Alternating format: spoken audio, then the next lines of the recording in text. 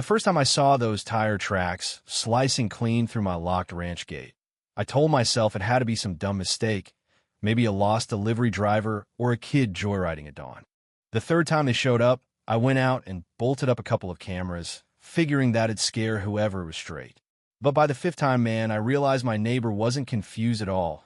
She was doing it on purpose, and she had zero plans to stop, ever. My name's Daniel Carter. I'm 46 years old, and I've lived on this piece of land pretty much my whole damn life. If there's one thing you should know about me, it's that this ranch isn't just where I sleep at night. It's where my family's whole story is buried deep in the soil, the kind of roots that don't pull up easy. My granddad bought these 20 acres back in the late 60s, back when this whole stretch was nothing but open countryside. No subdivisions, no HOA busybodies, just ranches and dirt roads, and that quiet that settles into your bones and stays there. He hammered together the first barn with his own hands, those rough cedar boards that still smell like sunbaked wood every summer afternoon when the breeze kicks up just right. My dad added the second pasture in the 80s and that long gravel access road that runs straight through the front of the property before curving off toward the barns and sheds. That road mattered. It was built for tractors, feed trucks, and the occasional livestock trailer, not for folks cutting through like it was some public highway. I grew up bouncing down that gravel path in an old pickup long before I had a license, sitting on my dad's lap with the wheel vibrating under my hands while dust clouds rolled behind us like smoke from a campfire. When my folks passed, the ranch became mine, and I never once thought about selling. Too many memories live here. Early mornings out on the pasture, the sky turning that soft pale orange, wind pushing through the tall grass in slow waves. You can hear the barn doors creak open and the insects starting to hum like they're waking up the whole world. Out here, time used to move different, slower, kinder. Then about 10 years back, everything around us started changing fast. Developers snapped up the old wheat fields east of my fence line, and in no time at all, rows of cookie-cutter houses popped up where the crops used to stretch to the horizon. They called it Maple Ridge Estates. Perfect little grid of cul-de-sacs, sidewalks, and lawns so tidy they looked vacuumed. Every mailbox the same, every rule written in stone by their homeowners association. Technically, their HOA stopped dead at my fence. My land was never part of it, but my place sat right beside their entrance road, which meant my old gravel path was visible from all those pristine suburban streets. At first, the new neighbors were just curious, slowing down near my gate, staring out over the pasture like it was some kind of rustic zoo exhibit. A few even tried turning onto my road, thinking it was a shortcut to the highway. That's why I finally put up the heavy steel gate 6 years ago, thick chain, solid lock, and a plain sign that said private property. Most folks got the message. But every now and then I'd wake up to something that didn't sit right. Fresh tire marks pressed deep into the gravel where no vehicle had any business being. At first I blamed curiosity, then shortcuts until the pattern got too obvious to ignore. Someone wasn't just wandering onto my land. Someone was using it like it belonged to them. Her name was Carol Whitmore. Around Maple Ridge, folks didn't say her name casual. They said it careful like President Carol, almost required. The first time I met her, I was fixing fence along the property line late one afternoon. Sun hanging low, dust and dry grass thick in the air. I heard the soft crunch of expensive tires before I saw her white SUV stop just short of my line, like there was an invisible wall she wouldn't cross without permission. She stepped out slow, sunglasses on even though the light was fading, clipboard tucked under her arm like it was part of her uniform. "You're Daniel, correct?" she said. No hello, no smile that reached her eyes. I leaned on the post, wiping my hands. "Depend who's asking." She gave this tight little grin. "Carol Whitmore, HOA president for Maple Ridge Estates." Then she nodded toward my barnway off in the distance. "You really should consider repainting that. It's visible from several properties, and it doesn't align with our aesthetic standards." I actually laughed out loud, thinking she had to be joking. "This isn't your neighborhood," I told her. Her smile sharpened. "Everything adjacent impacts property values. We take that very seriously." That was my introduction to Carol. Over the next weeks, I started noticing her more, quiet, controlled, never loud. She'd walk the fence line early mornings alone, clipboard in hand, snapping pictures of my bar, my gate, even the gravel road. One time I caught her crouched near the entrance with a tape measure. When she saw me, she stood up quick, brushing nothing off her hands. Just documenting boundary proximity, she said, like it was the most normal thing in the world. Another time she watched me unload feed for a full minute before commenting on the dust my road kicked up. There are solutions, she said. Paving, for instance. Standardization helps communities grow cohesively. Communities, plural. In her head, my ranch wasn't separate.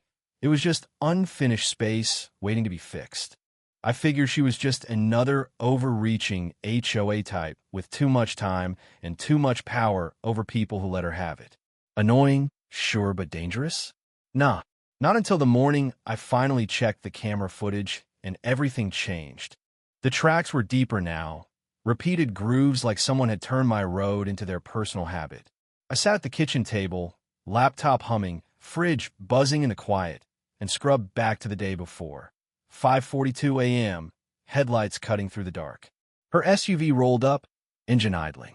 Door opened, and there was Carol, sunglasses on before sunrise, walking straight to my gate like she owned the damn key. She pulled one out of her pocket, slid it in smooth. No fumbling, lock clicked open like it was hers. She drove through. Calm as you please, came back 8 minutes later, locked it behind her, gave the chain a little tug to make sure. I replayed it twice, stomach dropping. She had a copy of my key. And when I scrolled further back, weeks, months, the same routine every single morning. This wasn't a mistake. This was planned, cold, deliberate. That night, I barely slept. Every time I closed my eyes, I saw her at my gate, unlocking it like routine. By morning, I knew I couldn't just yell at her again. I needed proof, real, ironclad proof. I dug through my granddad's old filing cabinet, pulled out the yellowed survey map with his handwriting still scribbled in the margins. Gravel road, clearly mine, no easement, no shared access.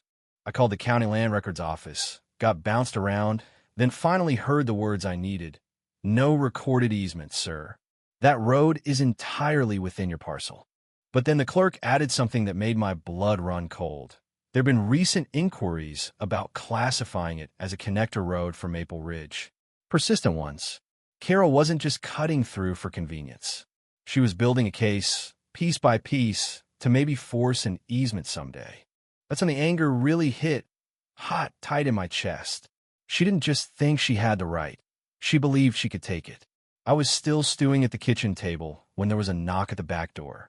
I figured it was maybe the feed guy early, but standing there was Tom Ellis, quiet guy from Maple Ridge, used to be on the HOA board till he quit last year. I'd seen him around but never really talked. He looked nervous, glancing over his shoulder. Heard you've been having trouble with President Carol, he said low. She tried the same stunt on old Mr. Hargrove's place 2 streets over. Copied a gate key, drove through for months. Then pushed for a permanent access claim, so her brother-in-law's development company could buy cheap. Hargrove fought it and lost half an acre in court costs alone. She's been doing this for years, Daniel. It's not about shortcuts. It's about control and money. He slipped me a folded paper, copies of old complaints he'd kept. I should have spoken up sooner. Good luck. Then he was gone, truck disappearing down the county road before I could even thank him. That twist hit different. Suddenly, it wasn't just one pushy neighbor. It was a pattern, a system she ran like her own little kingdom. Made me madder, but it also made me smarter. I didn't waste another second. That same afternoon, I had a crew out at the gate, drilling deep into the earth, setting 6 heavy steel bollards just beyond the lock, solid enough no SUV was getting past without wrecking itself. From the outside, it still looked like the same old gate and chain, but now there was steel waiting on the other side. Next morning, I was on the porch with my coffee before sunrise, air sharp and cold, grass whispering, when her headlights appeared right on schedule. Carol rolled up confident as ever, unlocked the gate, swung it open, eased forward, then slammed on the brakes inches from the first bollard. The screech cut through the quiet like a scream. She jumped out, face flushed for the first time I'd ever seen. "What the hell is this?" she snapped. I walked over slow, mug still warm in my hand. "You said we'd see," I told her calm. "So here we are." She started in about community access and how I couldn't just block a functional route, but I just handed her the folder, surveys, county confirmation, printed stills from every single morning she'd driven through. Her eyes flicked to the photos, then back to me, composure cracking just a hair. "This affects the entire neighborhood," she tried. I shrugged. "Your plans don't apply here." She pulled out her phone, fingers flying, and 20 minutes later a county officer rolled up.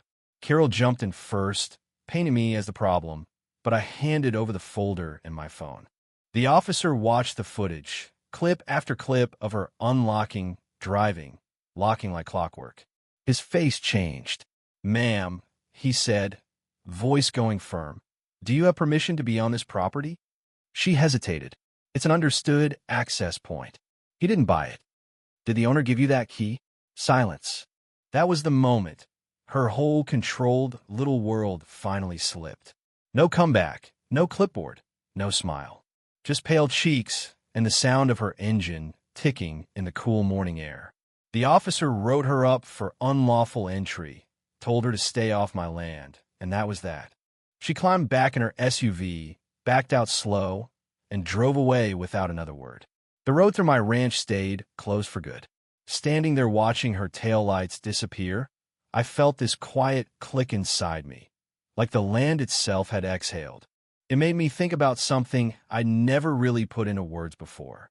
All those months, I'd let her little intrusion slide because I figured people were mostly decent, that boundaries would hold themselves. Turns out some folks see a fence line and figure it's just a suggestion, especially when power and a little bit of greed get involved. The law's still there, sure, but it doesn't move on its own. You got to stand on it, quiet and steady, until it remembers who it's supposed to protect. I learned that late, but I learned it deep. And just like that, the mornings feel right again. No more tire tracks. No more keys that don't belong. Just the wind in the grass, the barn doors creaking, and the ranch staying mine the way my granddad meant it to be. Karma's a funny thing. Sometimes it shows up wearing steel bollards and county paperwork. So tell me, what would you have done if it was your land? Would you have confronted her the first time you saw the tracks, or waited for ironclad proof like I did? Have you ever had a neighbor try to chip away at what's yours, piece by piece, until you had to draw the line? Drop your thoughts in the comments. I read every single one. Share your own stories too, the times you stood your ground or wished you had. Let's talk about where the line is between being a good neighbor and letting someone walk all over you.